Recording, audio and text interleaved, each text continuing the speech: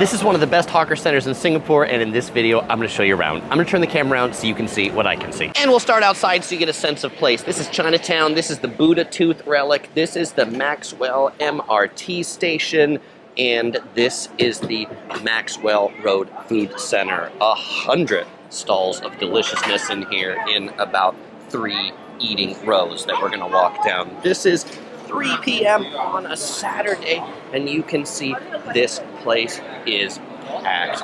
On the right, we've got some boat noodle, we've got some braised meats, we've got Vietnamese baguettes, but then over here, we've got one of my hawker center favorites. We've got laksa. Laksa is a spicy coconut curry soup with noodles in it. The sign here says all-time favorite. Yes, and that is a pretty tasty laksa stall too. Hainanese chicken rice is a Singaporean national dish, and this hawker center is home to the best chicken rice in Singapore. Tian chicken rice, the blue stalls that are right over here. Anthony Bourdain says this is one of his favorite places he's ever eaten at, and this place is always busy. I just had some chicken rice here, and let me tell you, it was delicious, and it was worth the 20-minute wait that I waited in line. I waited in line for 20 minutes at 2. Here at 3 o'clock, the line is, it's pretty, well, it's shorter than it was, but you can see this line goes around the corner back down there. We've got some sweets. They've got souffle pancakes over here. We've got Fish Village, where they've got, you can get just whole fish right there. We've got Kim Goreng, which has some foods that like yam cakes and green beans and sesame buns. Drinks. So this stall, Quan Yuan Fresh Fruit Juice, has a lot of great fruit juices. I had a lime juice here, and it's cheap, like $1.50 Singaporean. My chicken rice from Tian Chicken Rice was 6 Singaporean dollars, so pretty inexpensive to eat here. Like I said, chicken rice is popular, so there's not just one chicken rice stall, but quite a few, many. This is going to be probably busiest here on weekdays because there's a ton of big office buildings around here, and if you come and you can't get a table, you can totally share a table with others. There is a temple here in the back, a place where we can return trays that we just passed, and now we're going to go down the second middle of 3 aisles. You can see some neat colonial-looking buildings back here in Singapore, Chinatown. All right, now that my gimbal isn't whacked out again, I will continue down.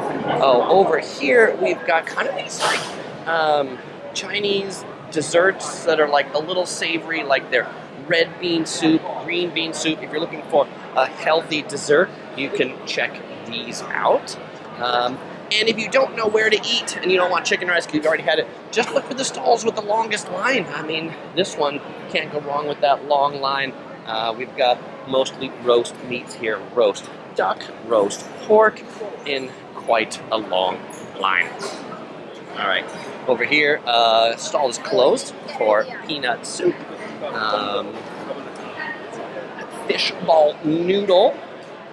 Another classic hawker center thing. Oh, you'll often find coconuts around like this, but definitely be careful if you are gonna get those. If you think they're cold, they might not be. I've had some coconuts that were warm and sitting out in the sun in Singapore, and hot coconut was not exactly what I was expecting. This stall had a long line earlier for the fried kui tiao prawn meat, basically noodles and oysters. Noodles and oysters? Oyster omelet was one of the other things. I'm trying to talk and read at the same time, which is always a challenge. You know, it's like walking and chewing bubble gum. Here we've got Santo Gyoza for Japanese hot stickers. We've got North and South Indian cuisine. We've got Korean cuisine. We've got another laksa stand. We got a coffee shop back here that also sells sugar cane juice. And one thing I like about this particular hawker center, there's not just one place to get drinks, but there's a lot of places to get drinks. There are free toilets over here. Toilets inside, sinks on the outside, and now we're in the third last row. If you're looking for a place to sit, this one generally is the coolest because this one opens up to the open air the most. This one only has one row of stalls just on the left. Here at the Coffee Queen, a trend at a lot of hawker stalls is cashless, not taking cash, but then you get stalls like Tian chicken rice that only take cash. If you're here for breakfast time, you can get some of the traditional kaya toast right there and some coffee. So yeah, these hawker centers generally open, early in the morning and close late, though not all the stalls are always open all day. So do check the hours of the particular stall you are looking to eat at. Google Maps can be your friend in that case, as not all of these stalls actually have a website, as you could imagine. Now, many of these things, they look like carts, right? Like this, they literally sell their food from a cart.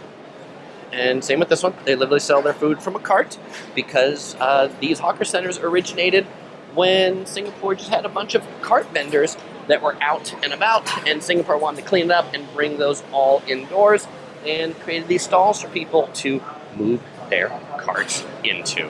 Okay, well, there you have it. That's the Maxwell Food Center. If you're in Singapore's Chinatown and you're looking for some tasty treats, this is going to be a sure bet. If you want to see more of my videos on Singapore, you'll find links here on the screen. You'll find my whole Singapore playlist right here. For then more hawker center videos, things to know before you go to Singapore. Lots of great videos over there. As usual, I won't say goodbye because I'm going to see you in one of these videos.